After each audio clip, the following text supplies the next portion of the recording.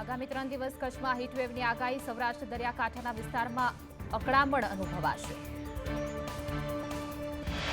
રાજ્યમાં 13 થી 15 એપ્રિલ સામાન્ય વરસાદની આગાહી. વલસાડ, નવસારી, સુરત, ગીર સોમનાથમાં પડી શકે છે વરસાદ.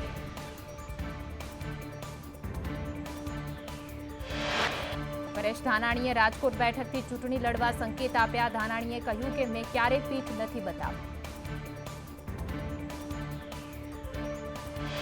પરેશ ધાનાણીએ સોશિયલ મીડિયા પર પોસ્ટ મૂકી ભાજપ પર પ્રહાર કર્યા. ધાનાણીએ ભાજપના મોવડી મંડળને ધૃતરાષ્ટ્ર ગણાવ્યું. રાજકોટથી ચૂંટણી લડવા ધાનાણીને મનાવવા અંગે લલિત કગથરાનું નિવેદન. કહ્યું કે રૂપાલા ચૂંટણી લડે તો જ પરેશ ધાનાણી લડશે.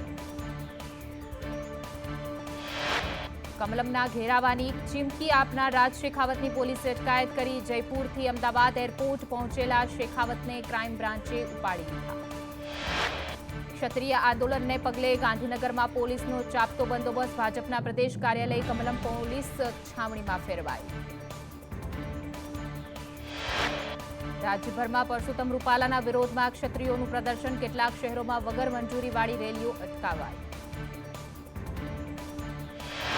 રાજકોટના રાજવી માધાતાસિંહ રૂપાલાના વિવાદમાં કૂદ્યા. કહ્યું કે આ સમસ્યાનું સુખદ નિરાકરણ આવે તેવી અપીલ અને વિનંતી.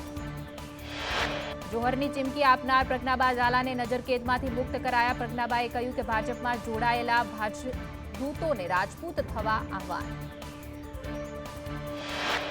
ભરૂચમાં આપ, કોંગ્રેસ, ભાજપ અને બીએસએસ વચ્ચે જામી શકે છે જંગ. બીએસએસમાં છોટુ વસાવાના પુત્ર દિલીપ વસાવા ઉમેદવારી કરશે. સુરતમાં અમી પાર્ક સોસાયટીમાં રોડ મુદ્દે વિરોધ. મહિલાઓનો થાળી વગાડી નારેબાજી સાથે વિરોધ.